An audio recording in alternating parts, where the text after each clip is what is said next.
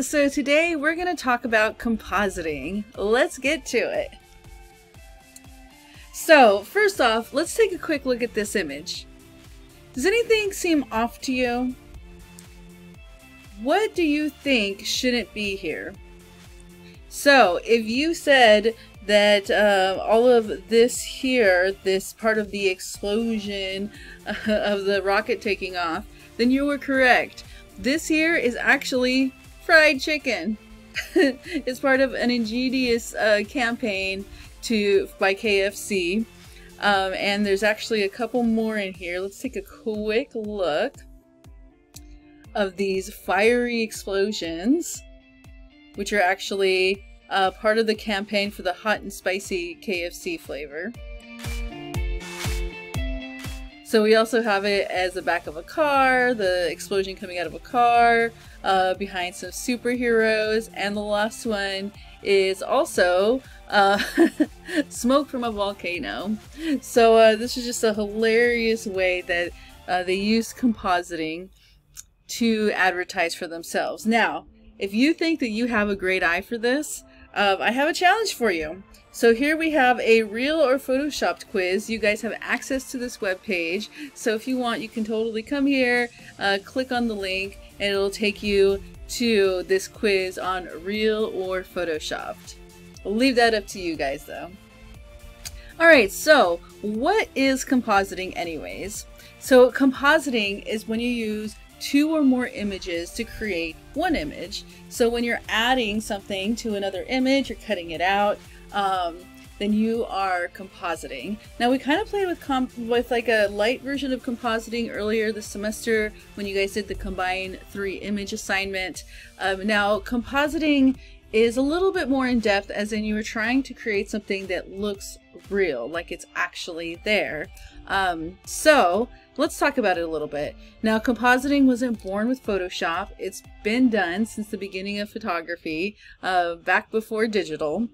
But Photoshop has made it way easier to create photo-based images that are not possible, whether because of reality or because it's too expensive to actually make a crazy scene to photograph, right? So instead we can put these different things together in order to make either realistic scenes or really graphical type of cool looking designs and such.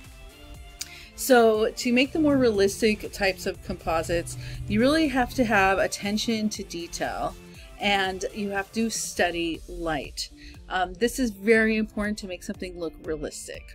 And it's really similar to the considerations that a painter would make when creating a realistic painting.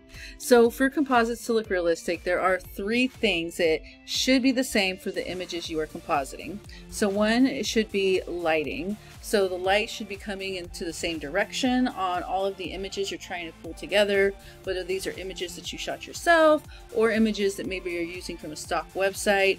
The lighting should all be the same. So really important.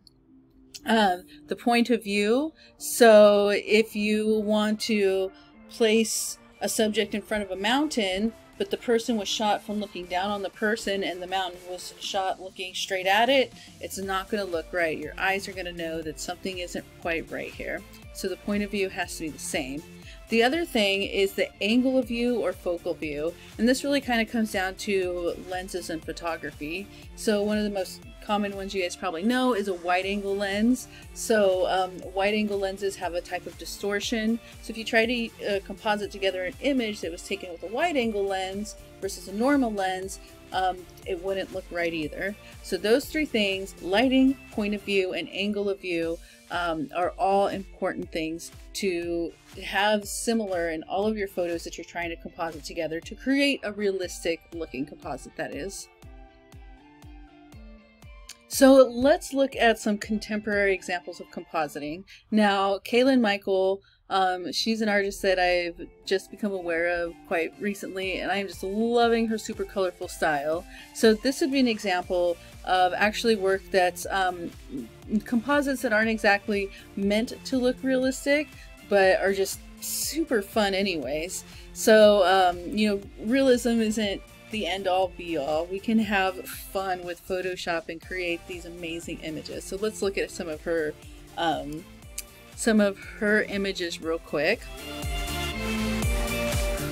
So Kaylin, I've read a couple interviews on her. It's really hard actually to find information on her, but she's inspired by her African roots. She actually lives in Canada, and she has these different elements in here. I would call it a modern surrealism. Surrealism meaning that it comes from a dream type of place or a subconscious type of place, because we have all of these different elements that don't quite go together, but she's combined them in this awesome way. So we have things like UFOs and a blackbird and a white bird.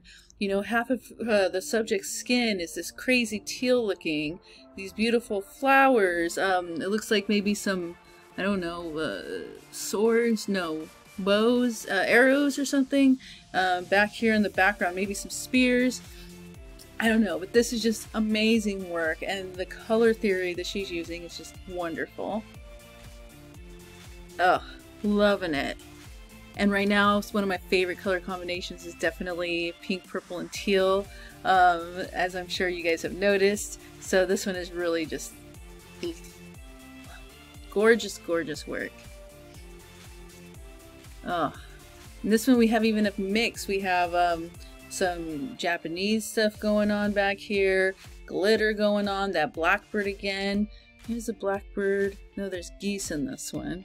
I really love looking at artists' work or different designers' work, and looking at a bunch of their pieces to see what are the common themes that are running throughout, and really wondering what that has to do. What are they trying to communicate with that?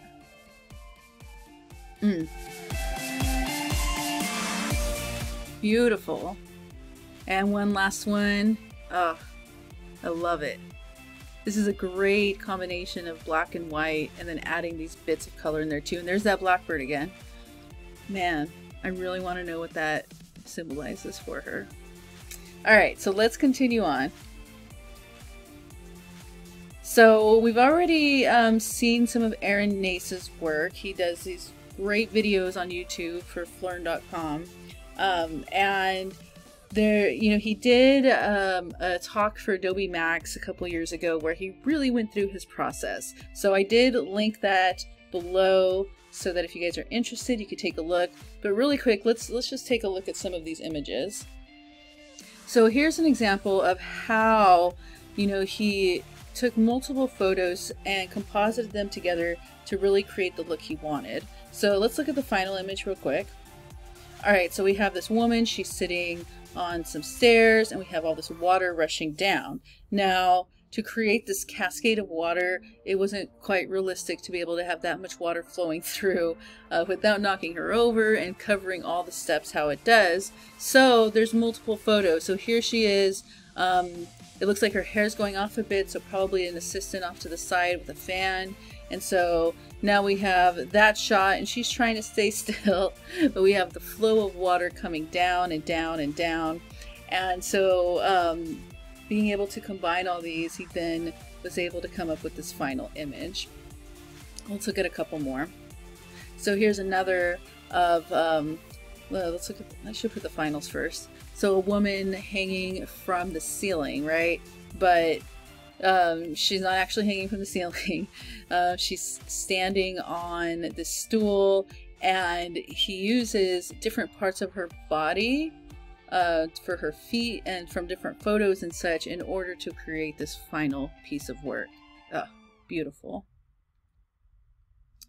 Another one, so, you know, some very ethereal looking lights.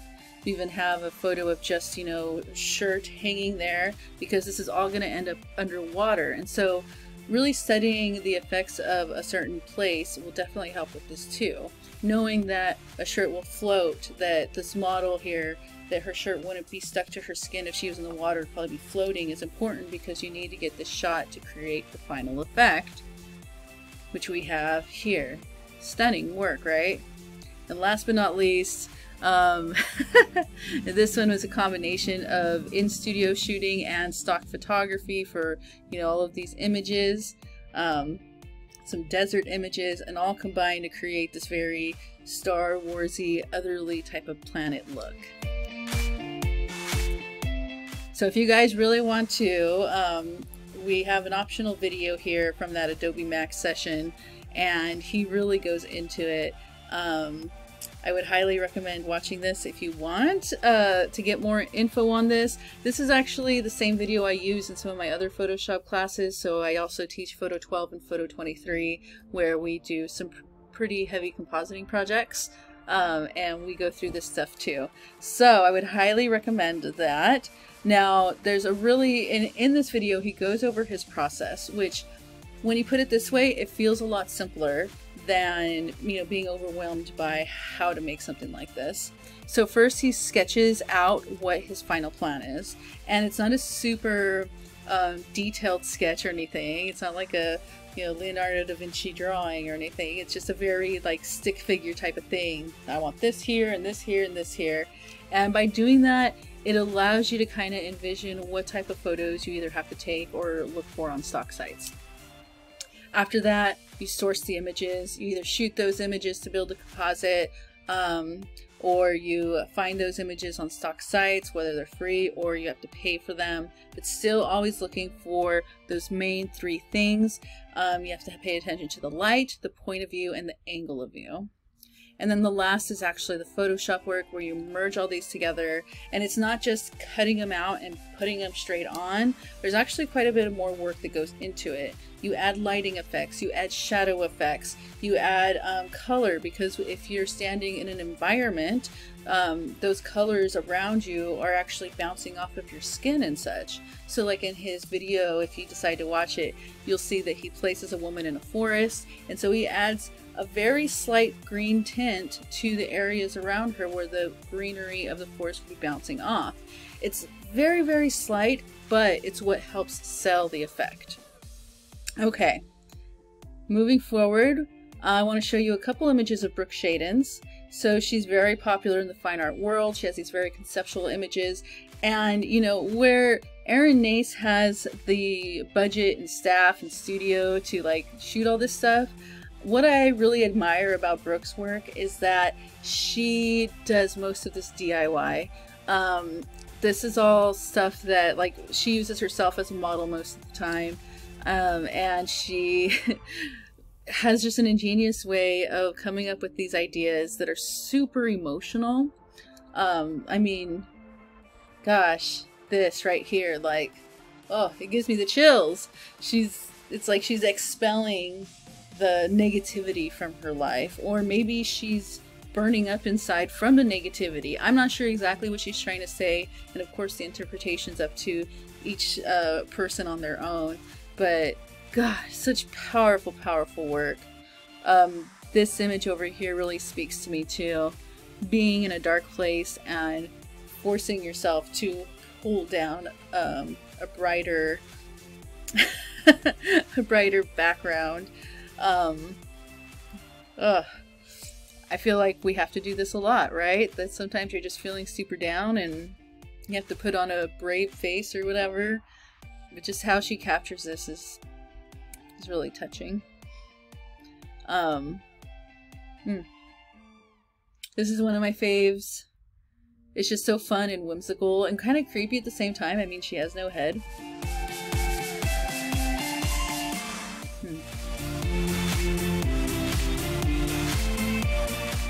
And this one, it really boggles my mind. Like, I'm just wondering so much, what does she mean? Because we have, when it comes to composites, you know, a lot, you have to choose what you're putting in there. So there's no accidents really happening, right? She chose to have this man on this side and this man on this side. She could have had a pole on each side, trees, women, monsters, who knows? But no, she chose this guy, and it looks like it's the exact same person on this side. On this side, he's wrapped up. This side, he's pulling. Right over here, there's almost a break in the rope. The birds, those birds aren't there, you know, on accident. very much there was a decision to place one bird here, one bird there. There's 2 birds on this side, and there's 4 birds on this side. What does that mean? Is that coming together of the birds? Does 8 have some significance to her? Even the footprints in the sand, that was all intentional, right? Could have just, you know, taken a picture of some blank sand and left it at that. But no, we have these here. So what does it mean? Amazing work. And so I did include another optional video in here for you. And really, I'm going to give you guys, you know, a chance if you'd like to watch it. But I want to go ahead and fast forward to the photoshopping part so I can show you just how simple her photoshopping really is. So, hi, I'm Josh. Let's see. Okay. And texture. So it's really, really simple. So the first few steps I'll just show here. It's really just a matter. Okay, so she set up a camera, has an old ladder with some black fabric behind it. She buys most of her props, her costumes from thrift stores. She doesn't spend a lot of money on all this stuff. And she took a photo. And then from there, you can look over here to her layers. And yes, there's a lot of layers, but a lot of it is just dealing with light. Because you can see that this is a curves layer, curves layer, curves layer, curves layer, curves layer. She uses a lot of curves layer, not just for light, but she also uses it to change up the color of her photos. So let's just fast forward a little bit real quick. Okay, and here she's going to show the, you know, how she changed the background. And I use the fanciest tool in Photoshop, which is the brush tool. That is a really fancy tool. I know, and I just painted black everywhere. And then I had this stock image of clouds, which I added in, which I shot from an airplane. I just made sure that the perspective matched and everything was going to blend nicely. And up to this point, all I'm doing is layer masking. Just a soft brush with a layer mask, and that's it. As you can see, I did go through this step of changing the dress color really drastically. Yeah. And that's but probably... But it's the same exact dress. It's not like a... Same dress. I thought that it was like a different dress. Yeah, no. So you just use the curves tool to like colorize Exactly. the dress. Yeah, and if I click in there, you can even see it's sort of a draft. Okay. So I'm going to allow you guys to watch this on your own time, but it is really an eye-opening video to see that, you know, with a little bit of creativity, well, really, if you're starting off with a great idea, a little bit of creativity, and then some know-how with Photoshop, you can create some amazing images.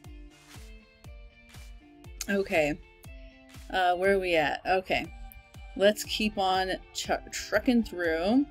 So next I have Eric Johansson. Now, Eric is kind of the opposite of Brooke, as in he gets super technical. Now his images are stunning, and for him it's really about the problem solving. He thinks more in the what if type of to get his ideas. So what if this happened? For example, what if underneath an island it was really the back of a fish, and what if that was what it was? What would that look like?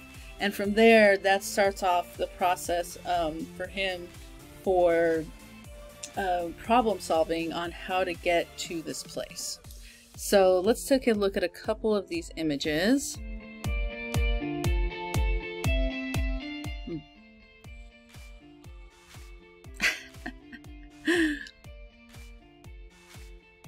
And it's really amazing the amount of layers that actually go into his work. He uses around 100 layers sometimes to create an image. So it's not just like, okay, I mean, look at, like, at first, like, okay, he took a picture of a fish and put it in there, but how would he have gotten a picture of a cross section of a lake? He had to create all of this, right? So, it's really a lot of work. Now this one is really impressive. We're going to watch a snippet of this of a video showing his work on this in a moment. Man, amazing stuff, right? And so for this one, his what if was making a mental connection between, you know, paperwork that you get that has the, you know, cut here type of thing, and then the lines on a road. And okay, well, what if there was, you know, I was supposed to cut on the road? What would that look like? And he went off from there.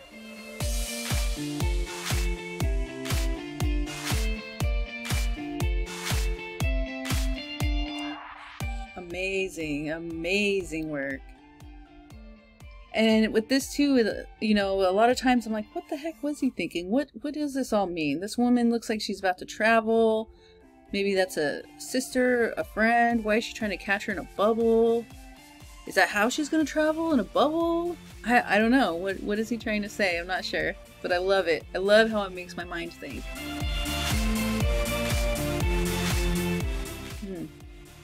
Okay, so we're not going to watch this whole video, but I do want you to pay attention to a couple of things in here.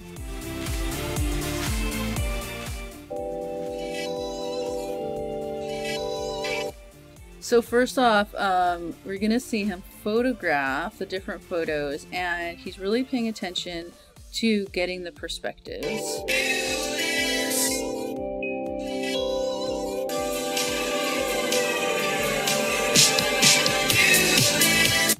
So from up here, he's getting all these photos with the same angle, the same lens, the same lighting, in order to create this final image.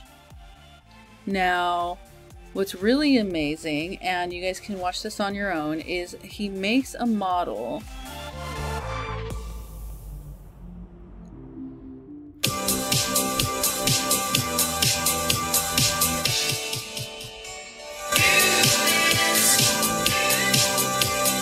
He photographs it from, you know, the same angle as when he was photographing the other images.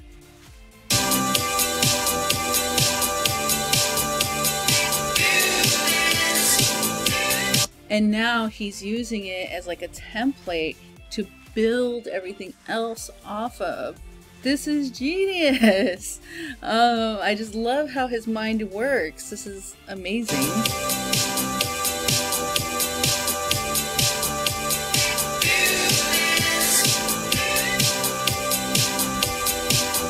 And another thing is attention to detail becomes really important. So let me skip forward a bit. Yeah, to where he's actually adding plants. Now, a lot of us might have just stopped like, wow, okay, I got the grass coming around here. This is great. But he actually continues and he's adding, you know, the dirt back there. He creates roots with the brush tool. You know, all these little bits of details is what really starts to sell the composite as being real, even though we know it's not real. I mean, it just looks amazing. And of course, it takes loads and loads of time to do all of this. Oh, now let's go back just a second. Okay. So he was using there, oh, did I miss it? Well, he used the bevel and emboss that we looked at, I think it was last week, to give those roots a more 3D look. Even though they're a small part of this, it's still important. All the small details really do matter. Okay. So there's that. I also have another Adobe Max video of him talking here where he breaks down how he really goes through his process, and he even shows you the file for some of his work. So it definitely, if you're digging his work, I would definitely recommend coming back and watching this. Alright, so next let's look at some composites that are used in advertising. So digital art and composites like this is used in advertising to illustrate ideas and stories about the brand. So let's look at some of these and try to kind of guess what's going on. Now, there's some that are kind of obvious. So here's one that's pretty obvious.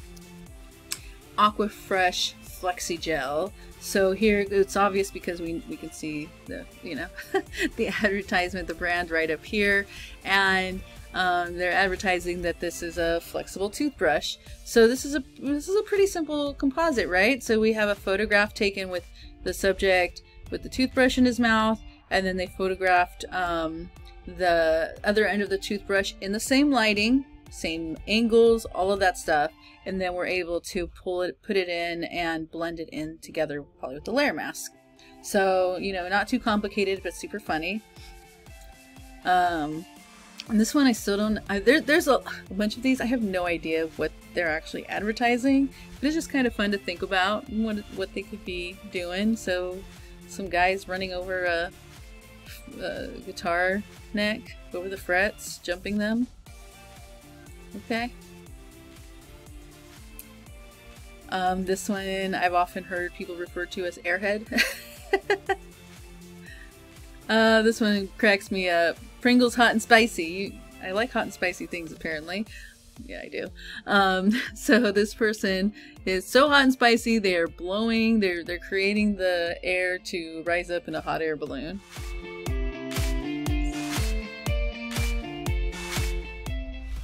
Fight sleep. So instead of counting sheep, you're fighting sleep. So here's a composite of a man fighting sheep. This one's about homelessness, so get people from the street before they become a part of it. So you can also use this for some more serious type of campaigning to really speak about and make a visual impact with what you're trying to say. And let me go up to the most, let's go back here. So this one, if you've ever heard the phrase that the forests are the Earth's lungs, this is kind of what this is referring to, the deforestation, and how it's affecting us. This one is for Yamaha, a sea climber, so I guess it's like a jet ski or something. So it's water, but it looks like a mountain. And this is, oh, nope, not this one. Wait a minute.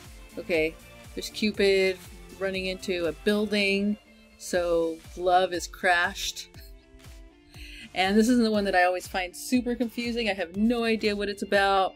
We have this guy here, so I think it has to do with, what's that classic book, Moby Dick? It had to do with a big white whale, so instead we have a big white cow. And instead of trying to kill it, they're trying to put barbecue sauce on it. And instead of a regular crew, we have chefs here trying to steer. Yeah, so I'm not sure. It has to do something with like steak, I'm guessing. But yeah, so these are some really fun images that have been used in advertising. Yeah. So, I've included even more optional content here for you. I love compositing. It is such a fun thing to do with Photoshop. So there's a bunch of examples here, and even like a tutorial on matching color and such. For instance, here is, I don't know if I say his name right, Andre Scherbach's images, where he imagines and puts in giant cats into random places, and I love it. I'm here for it. Alright guys, so I hope you enjoyed learning a bit more about compositing. Again, if this is work that interests you, I would highly encourage you to come back. Click on the link for my webpage for this lecture so you can explore some of these options.